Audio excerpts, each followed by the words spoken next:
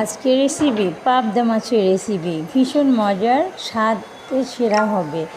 মাছ ধুয়ে কেটে পরিষ্কার করা, হলুদের গুঁড়া 1 টেবিল চামচ, মরিচের গুঁড়া 1.5 টেবিল চামচ, লবণ, জিরার গুঁড়া দিয়ে, তেল দিয়ে, পেঁয়াজ, রসুন, কাঁচামরিচ সবগুলো দিয়ে হাত দিয়ে মেখে নেব। এভাবে রান্না করলে ভীষণ মজার হয়, একদম স্বাদ ভোলার নয়। তো সঙ্গে থাকুন, পুরো ভিডিও দেখবেন, আশা করি খুবই ভালো লাগবে।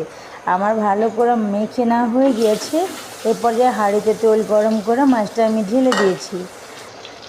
তো চুলা আঁচটা এখন আমি বাড়িয়ে দেবো, মাছগুলো একটু খুন্তির সাহায্যে ছড়িয়ে দেবো চারপাশে।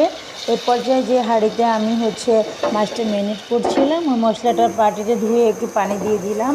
ঢাকনাটা আমি দিয়ে রাখবো। ঢাকনাটা দিয়ে চুলা আঁচটা বাড়িয়ে আমি ঝোলটা টানিয়ে নেব, তাহলেই হয়ে যাবে আমার সুস্বাদু পাবদা মাছের রেসিপি। আশা করি আপনাদের কাছে খুবই ভালো লেগেছে। আজকে এ পর্যন্তই, দেখা হবে অন্য কোনো রেসিপি নিয়ে।